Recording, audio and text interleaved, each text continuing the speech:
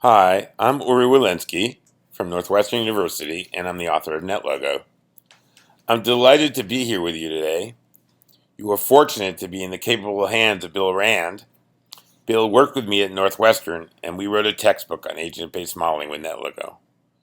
I'm going to say a few words of introduction to agent-based modeling and NetLogo. So I'm going to situate this introduction in a kind of unusual example. I want us to go back to the time around the turn of the first millennium, around 1000 AD, when Roman numerals first came to Europe. When Hindu-Arabic numerals first came to Europe. Until that time, the Europeans had used Roman numerals.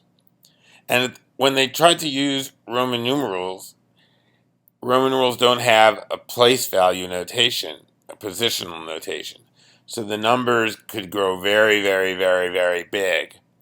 And also, doing multiplication, and especially division, was very, very hard to do in Roman numerals. So although scientists recognized early on that this was a superior way of doing arithmetic, it took a long time for these ideas and these practices to spread widely throughout Europe. This phenomenon of a change in the encoding of the knowledge in a domain is something that my colleague Seymour Papert and I call restructurations. So a structuration is encoding of the knowledge of the domain as a function of the representational infrastructure. And restructuration changes from one encoding to another. And one of the powerful things about the Roman to Hindu-Arabic restructuration was that before only rare people could do multiplication and division, you had to take your problem to some important person who would work on it for a long time and give you back the answer. Whereas after this restructuration, almost everybody could learn to do basic algorithms of arithmetic. And science could progress in major ways because they could use large numbers and positional notation. So now that I've introduced that, we can ask, what are the hard things that are important that people struggle with today? And one important area is the difficulty that we have in making sense of complex systems. And it's an area that is ripe for this kind of restructuration. And by complex systems, I simply mean systems that are composed of many different parts, but there are interactions between the different parts. And without any centralized control or designer, global patterns emerge from the local interactions and decisions. And some typical examples of these include ecosystems, economic systems, immune systems, the stock market.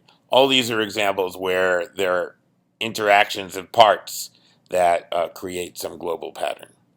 And I use the word emergent, and emergent phenomena is how we describe the organized pattern that emerges, that results from the interactions of many of these different distributed agents or distributed objects.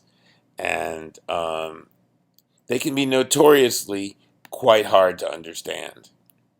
So emergence is hard in two distinct ways. If you know the micro behavior of the elements, if you know how the elements interact, it's still very difficult to predict what the global pattern will look like. And conversely, if you know the global pattern, it's very difficult to find the microstructure that generates it, the rules, if you will, for the agents and the parts to interact. In fact, you can think of that second one as a big part of the project of science, as we observe these macro regularities in the world, and then we try to understand what elements come together to enable those patterns to arise. Technology can help us by creating new representations that, just like the Hindu-Arabic numeral representation, help people be able to solve complex mathematical and scientific problems. Similarly, computational technology can allow us to create new representations of these complex systems and be able to make sense of them. And we do that now by actually simulating the complex systems and creating these individual elements or agents and give them rules of interaction and let those interactions unfold. So, agent-based modeling is exactly that. It's an agent is an autonomous individual element of a simulation that has properties, actions, and behavior, characteristics, behavior. And the activity of agent-based modeling is the activity of looking at phenomena in the world and try to dissect them into these elements or agents, give those agents the rules that will actually generate the phenomena of interest. And this agent-based modeling is now used widely through the natural sciences, the social sciences, engineering, professions, in many, many ways. About 20 years ago, I created the language NetLogo as a way to do agent-based modeling, and I was guided by two principles. Low threshold, that it ought to be very accessible and that people can start to do modeling in very, very quickly. And I guess you guys will be the judge of whether I succeeded at that. And the other is high ceiling, that we ought to be able to do really complex, difficult, cutting-edge science with this agent-based modeling environment.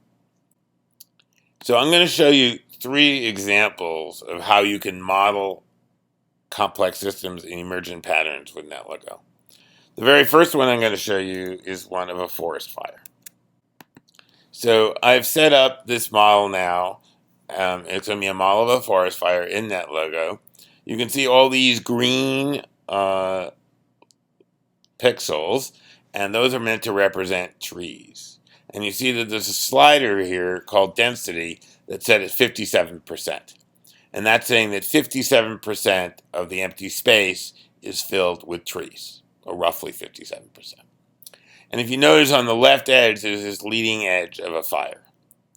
And so this model is set up such that there are very, very simple rules. Every tree looks to its north, its east, its south, and its west. If it sees any fire in any of those places, it lights up and burns. Otherwise, it does nothing. That is the entire rules of this model, except for a little bit of coloring. So when I press the go button, the model will run. As you can see, the fire is spreading a little bit, and now it burned out. And you can see it didn't actually burn that much of the forest, but we can try again, and with the same density, we can run it again. Each time it'll be a little bit different because the trees are different and the fire is different on each time. So you can see, though, that in both cases, at 57% density, we didn't burn that much of the forest.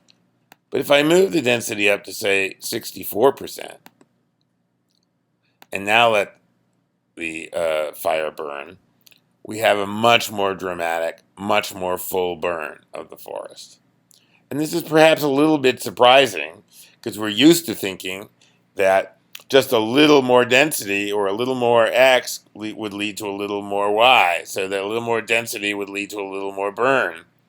And we're not used to this very dramatic change. But in complex systems, this is a very common phenomenon, the notion of threshold or critical point, or sometimes popularly known as a tipping point, where just a little bit of extra density leads to a dramatically and qualitatively different notion of fire, or burn of the fire. The next example I'm going to show you is called wolf-sheep predation. And here you have wolves and sheep that are interacting in an ecosystem. And the rules of this model are just a little bit more complicated. Each wolf and sheep starts out with a little bit of an energy store, and moving costs it a little bit of energy. But if a wolf runs into a sheep, and in this model, its simplification is that the wolves and the sheep move randomly, and when a wolf runs into a sheep, it eats it. And if the energy of the wolves dips below zero, then they die. When it eats a sheep, obviously, it gains energy. So let's see what happens when we run this model. And you can see both in the graph on the lower left and in the view in the main body of the model that we're getting some kind of cycling, at least at first, of the wolves and sheep. But now all the wolves died out because they didn't have enough sheep. The sheep got low. There weren't enough wolves. And now because of the way the sheep are unconstrained, they're going to inherit the earth and populate the model. And if I ran it again, it might not go the same way, or it might go the same way. It could be that the wolves would eat all the sheep and they would remain, but then they wouldn't have anything to eat, so they would go extinct. So those are the two attractor states of this kind of model, and it looks like in this particular case, I'm looking like the sheep are going to win again. So, but you understand the idea here that you can give these individual rules to individual wolves and sheep and then see the population level outcome. And my last example is going to be one from social science. And it's originally due to an economist named Thomas Schelling, who was at Harvard in the 1960s and wrote a famous book called Micromotives and Macro Behavior, in which he looked at this kind of issue of how do individual interactions lead to population level outcomes. And in this case, he was interested in the phenomenon of housing segregation. And he asked himself the question, if there were two types of agents, reds and greens, and they were willing to live together, but they had a tolerance. If their neighborhood got too much the other way, if a red was surrounded by too many greens, or a green was surrounded by too many reds, then they would become unhappy and move from where they are. And so he was interested to find out what would happen. And here, the slider, percent similar wanted, is set at 30%, which means the reds and the greens are content to be in neighborhoods that are 70% not like them. But when it gets more than 70% not like them, then they start to move. And if you run that model, we'll see that we get very segregated neighborhoods. Now, when Schelling originally did this work, he did it with checkerboards and nickels and dimes and quarters, and it took many, many months to achieve these results. But we can now see with agent-based modeling how quickly we can see that we get this kind of segregation. Now, this kind of use of agent-based modeling in social science used to be quite controversial, and maybe perhaps still is a little bit.